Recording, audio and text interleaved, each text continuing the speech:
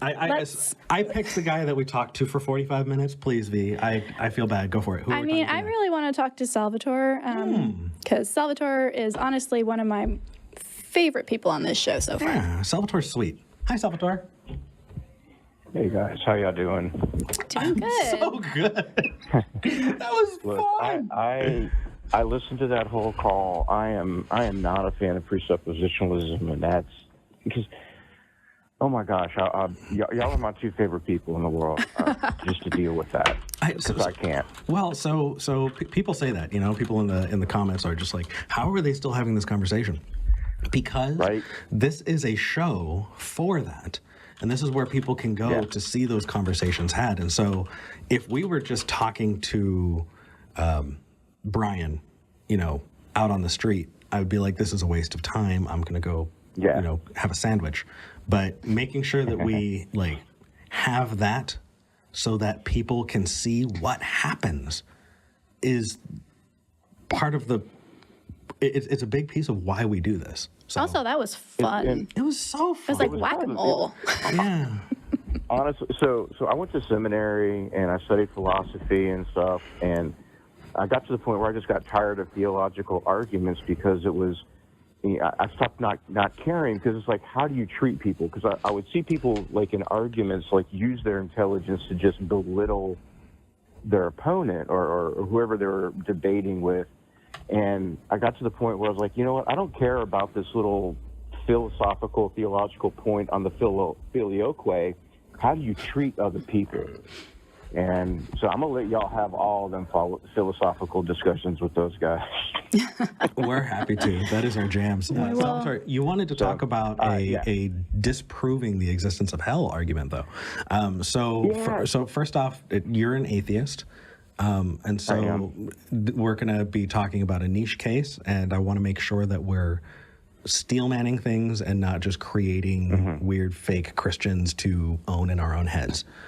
So what is the concept of hell that you're wanting to disprove? Good question. The eternal punishment concept of hell, non-annihilation. Okay. So what about it, and how can it be disproven? Well, and the reason I'm calling it is because I don't think that's quite there yet, but I figured that y'all two would be able to either say, no, that's not going to work, or here's a way to change it. Yeah, absolutely. Right, so definitions, and we started with that.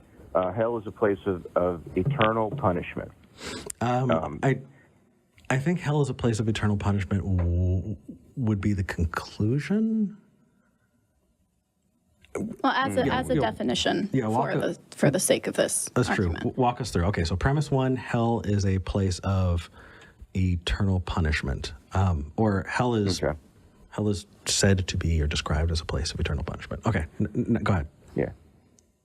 Yeah, and look, I'm taking that definition from and I was Catholic, so my understanding of Christianity tends to revolve around Catholicism.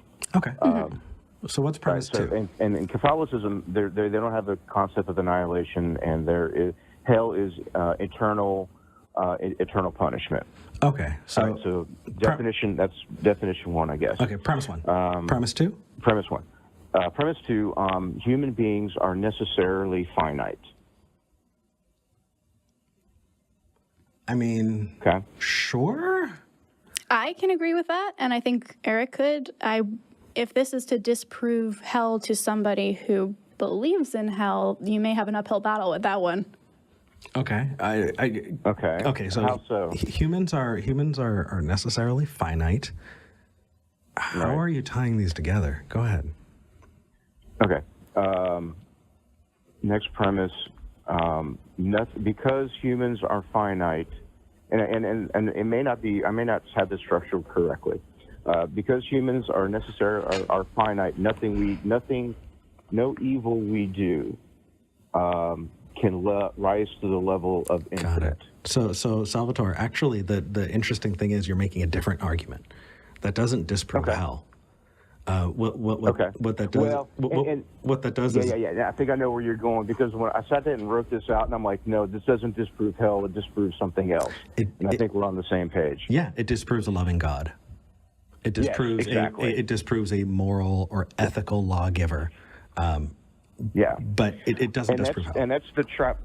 I'm sorry, I'm talking over you. No, I'm talking over you. I think there's a bit of a delay, and I probably sound like an asshole for it. So I appreciate you being generous on that. No, I'm sorry. No, there's no delay. I called in on my phone rather than over the internet, so I think there's no delay. I'm just excited. I think we're both just excited. Yeah, probably. So I think that if you want to look more into it, and for people who are watching who want to look more into it, look into the problem of evil.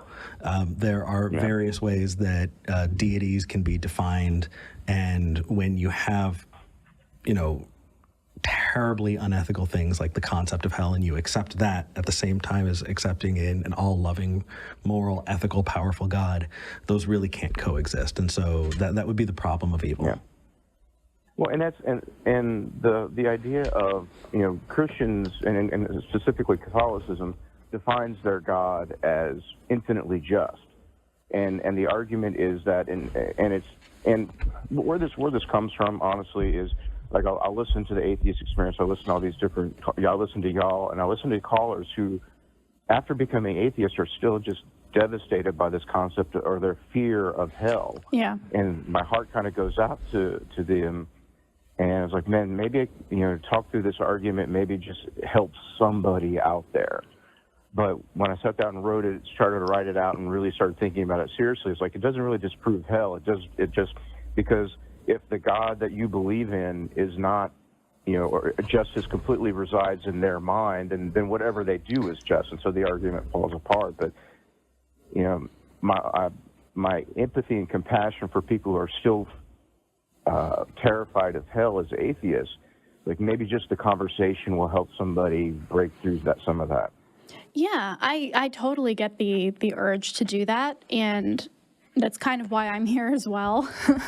I think for a certain subsection of people, especially people who grew up in a variety of Christianity where debates and apologetics and these kinds of syllogisms to prove God or some supernatural thing were common, then a syllogism would be helpful. In which case, continue to refine it and use it, when it is helpful. But I think, honestly, most people don't even need that level of technicality, really. I think the thing for me that really just put the nail in the coffin was the concept of a soul and whether or not I had one, and whether or not there was anything to exist forever in heaven or hell, right? And I think your second point there, that humans are necessarily finite, is the whole ball game, right? If somebody already believes that, if somebody is already on board, then that's it. If they're necessarily finite, then there is no such thing as eternal punishment. Even if you haven't truly, deconstructed the philosophical implications or refuted the syllogisms that apologists throw at you, if you don't think there's a soul, and we don't have good reason to believe there is one, then what exactly is getting tormented forever, right? And how is that thing registering pain at all apart from a brain and a body? So definitely keep working on it. I think that will be very useful for certain people. I also think that, honestly, just engaging on that scientific level and being like, hey, here are some scientific facts about why we feel pain and how the brain works could very easily help debunk that for a lot of people as well.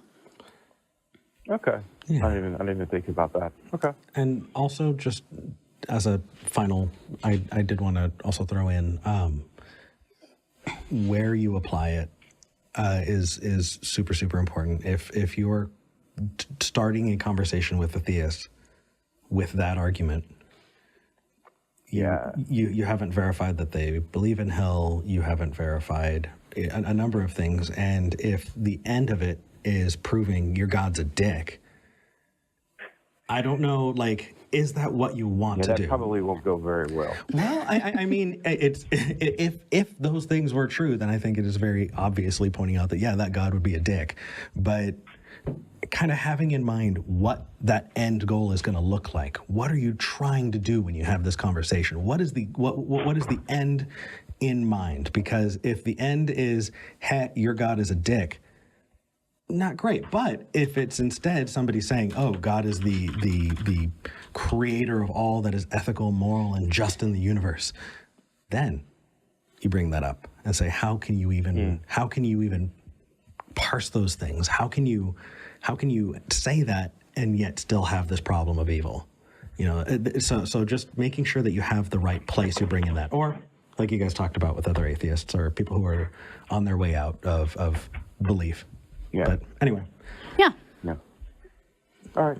Can I make just one really quick comment? If you're going to Baba Booey us for the second time, Salvatore, I can't handle it. Oh, sure. What's up? No, so y'all had a call, I think it was one of your first shows, about a ghost hunter, and y'all were talking about places that feel spooky. Oh, yeah. About like the color of the... Okay, so my professionally, I'm a electrical designer and lighting designer. Yes! Nice. Yes.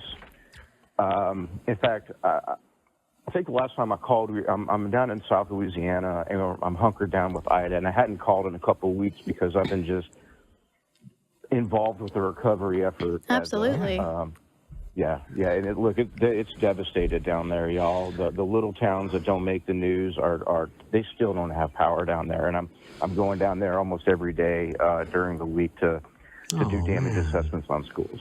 Yeah. Anyway, you are just good people. Lights. Yeah, for real. Yeah. So lighting manufacturers actually have standardized the color of white. Mm-hmm.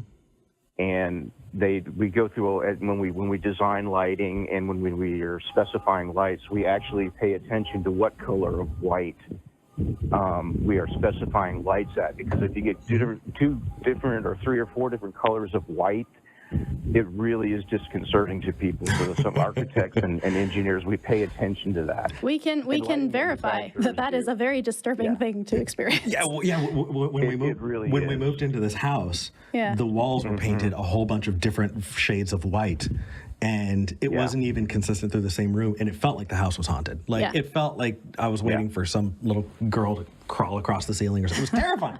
But then we actually went and we got a solid paint, and we painted the inside of the house white, the same color of white, and it's a home. Yeah. Well, Salvatore, I think that would actually be a really interesting call in and of itself, but we do need to move on. So thank you so much for calling in. Salvatore, hop in the Discord if you haven't, because I want to ask you questions about our lighting. All right, I'll see what I can do. Maybe another day. I got some friends coming over later. Fair enough. Have a good one, man. All right, y'all. Bye. I'll hang up and squeeze. That's my sign off. Bye.